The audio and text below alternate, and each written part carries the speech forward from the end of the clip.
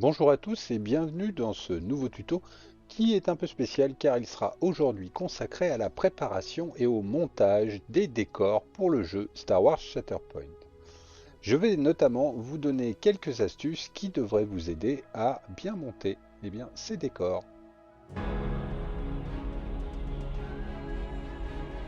Dans l'épisode d'aujourd'hui, nous allons traiter des décors, puisque oui, dans la boîte, il y a aussi des décors qui en plus vont vous permettre de jouer au jeu. Ces décors arrivent sur des grappes, et par conséquent, il va falloir détacher ces morceaux pour pouvoir les avoir et pouvoir ensuite les assembler.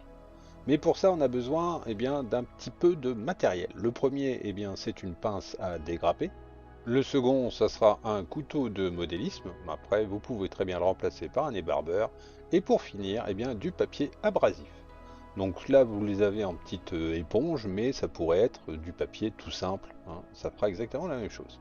Pour dégrapper donc cet élément, je vais utiliser ma pince et je vais utiliser le côté plat de ma pince. Donc je place ce côté plat en contact avec le morceau que je veux couper, et je dis bien couper, pas mâchouiller, selon les pinces. Et je vais donc comme ça placer ce côté plat, vraiment, alors que le côté en biseau, lui, il sera de l'autre côté, du côté de ma coupe. Et donc je coupe et voilà, j'ai récupéré ma pièce. Elle est prête à passer à l'étape suivante, c'est-à-dire à l'ébarbage. Avec mon couteau de modélisme, ça pourrait être l'ébarbeur, je vais venir comme ça enlever l'excédent de ce qui reste sur mon morceau. Et donc je viens comme ça très doucement gratter l'excédent. Je finalise ce travail avec mon papier de ponçage et donc je frotte ma zone de façon à ce qu'il n'y ait plus aucune trace de cette injection, du point de moulage, et une fois sous couché, ça sera comme si elle n'avait jamais existé. Avant de passer à la peinture, quelques petites astuces de montage et notamment concernant ce bâtiment, les petits bâtiments. Surtout ne l'enfoncez pas à fond et ne le collez pas à fond parce que sinon vous ne pourrez plus monter les côtés, ils sont plus larges. Donc par conséquent, laissez ouvert comme ça les deux modules.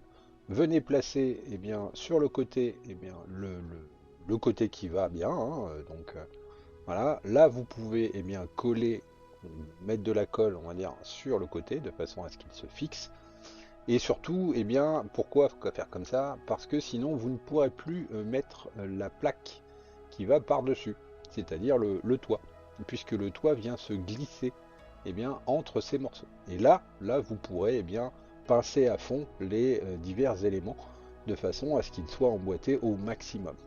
Mais si vous faites ça, vous n'aurez plus les petits ergots là qui sont sur le dessus qui permettent de faire s'accrocher les passerelles. Et sinon, vous serez obligé de le mettre comme ça à l'envers, vous n'aurez pas trop le choix, ou comme ceci, mais du coup, vous n'aurez plus des ergots qui viennent permettre aux passerelles de s'accrocher. Donc, commencez par monter un côté, et puis ensuite, fermer tout simplement le bâtiment.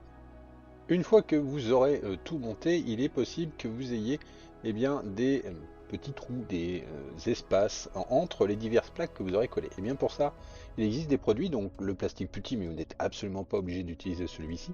Vous avez du Green Stuff liquide, vous avez du Mr. Hobby surfaceur qui justement vous allez pouvoir placer sur ces interstices et venir ensuite tout simplement les poncer. Quel que soit le produit, c'est assez simple. Vous le prenez avec un pinceau ou une petite spatule et vous venez combler comme ça le trou de la jointure avec ce produit. Vous vous assurez bien que ça soit uniforme et lisse. Et une fois que c'est fait, vous pourrez laisser sécher, je dirais, une bonne demi-journée avant d'attaquer le ponçage et vous verrez, le résultat est parfait. Si vous n'avez aucun de ces produits, vous pouvez également le faire avec de la colle à plastique. Donc tout simplement, vous allez mettre un surplus de colle à plastique sur tous les trous et idem, vous viendrez le poncer. Une fois que tout est bien poncé, voilà, là on voit encore la bande blanche puisque forcément elle est visible, mais une fois que tout sera sous-couché, on ne verra plus cette délimitation, qui sera, tout est au même niveau, il n'y a aucun problème, vous pouvez passer votre doigt, votre ongle, etc., vous ne sentirez aucune résistance, c'est ce qu'il faut, Et du coup, une fois sous-couché, eh bien, vous aurez une plaque entière et non plus deux plaques avec une séparation. Petite astuce supplémentaire concernant tous les éléments qui doivent s'emboîter comme ça assez fin avec des ergots, eh bien tout simplement vous allez venir avec votre pince à dégrapper comme ça, eh bien couper en biseau le tout bout eh bien, de cet ergot.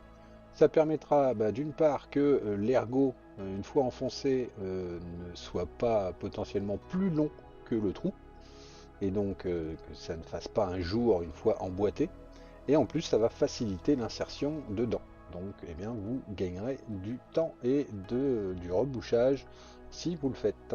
Petite astuce supplémentaire pour les caisses, eh bien, si vous les assemblez sans les avoir complètement assemblées, eh bien, avec deux caisses, vous allez pouvoir en faire quatre.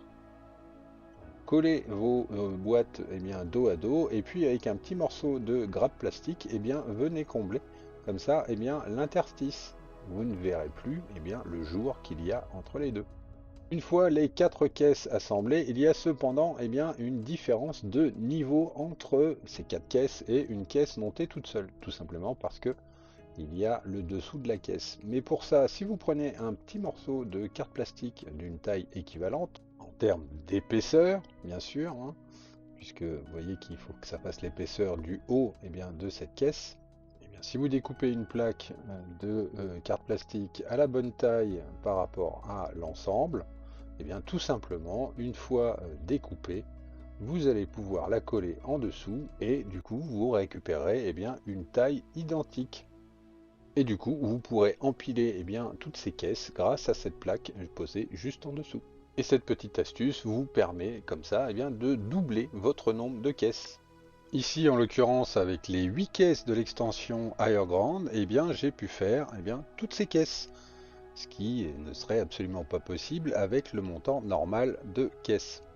Et en plus, eh bien, ça me permet d'avoir des options de jeu sur lesquelles je vais pouvoir placer eh bien, mes figurines en hauteur, hein, sur ce module de 6 ou eh bien, ce module de 4.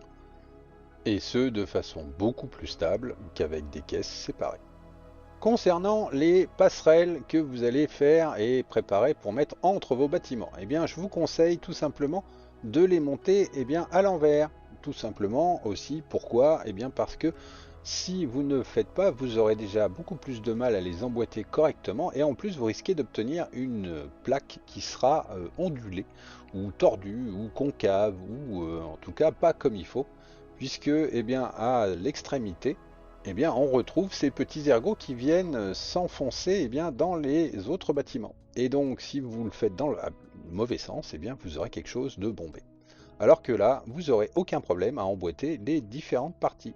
Petite astuce supplémentaire, placez eh bien, les poteaux de soutien en dessous de votre plaque, sans les coller bien sûr, et venez positionner pendant que votre colle est encore fraîche eh bien, votre passerelle sur deux éléments et venez poser eh bien, des poids sur votre passerelle de façon à ce que eh bien, les ergots soient forcément en contact dans les rigoles de ces bâtiments. Ça vous permettra de vous assurer que votre plaque est parfaitement utilisable et qu'elle ne risque pas de se décrocher à partir du moment où vous mettez les poteaux et que du coup eh bien, les poteaux soulèvent un petit peu trop eh bien, ces différentes plaques. Toujours concernant ces fameuses plaques, eh bien, si vous suivez la notice, on vous dit qu'il faut les monter comme ça. Eh bien, je vous conseille de les monter d'une façon différente. Car à mon sens, il est préférable de faire des plaques de différentes longueurs. Cela permet une plus grande modularité et donc vous permettra eh bien, de faire varier vos tables. En jouant simplement avec le nombre de plaques centrales, eh bien, vous allez pouvoir, même avec la boîte de base, eh bien, créer deux grandes plaques comme celle de droite, une petite plaque et la fameuse grande plaque qui est au milieu, là, juste devant. Donc, eh bien, il serait idiot de ne pas profiter de cette modularité possible, donc je vous conseille de le faire. Et si en plus vous avez des extensions du jeu dans laquelle il y a des passerelles, eh bien vous pourrez faire encore plus de modularité et ça c'est toujours intéressant en termes de jeu. Enfin pour finir, je vous conseille surtout de ne pas tout coller. Et oui, parce que par exemple, cette petite console, eh bien, si vous ne la collez pas, vous allez pouvoir l'échanger avec eh bien, l'option, c'est-à-dire l'antenne parabolique, hein, ou eh bien, tout simplement eh bien, la jouer séparément, la poser à côté comme un décor supplémentaire de petite taille qui va vous permettre encore plus de modularité. Donc, comparez bien tout ce qui est optionnel ou tout ce qui pourrait vous gêner eh bien, dans la peinture et surtout ne le collez pas.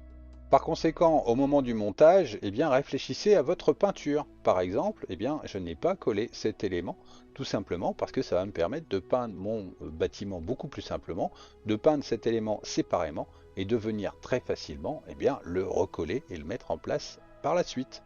De même, eh bien, pour me simplifier la vie, je n'ai pas collé cet élément parce que je vais pouvoir le peindre entièrement en métallique et peindre tout le reste d'une autre couleur et venir ensuite, eh bien, une fois que j'aurai tout fini, eh bien, le réassembler. Voilà, c'était tout pour aujourd'hui. Dans le prochain numéro, eh bien, nous verrons comment peindre ces différents bâtiments dans diverses eh bien, propositions de couleurs pour s'adapter à vos envies, vos goûts ou tout simplement à vos tapis. Si vous avez aimé cette vidéo, n'hésitez pas à la liker, à la commenter ou à la partager. Vous pouvez également vous abonner à la chaîne et en activant la cloche, eh bien vous serez prévenu de la sortie des prochains tutos concernant le jeu Star Wars Shatterpoint. J'espère que ce tuto vous aura plu et rendez-vous pour le prochain et en attendant, que la force soit avec vous.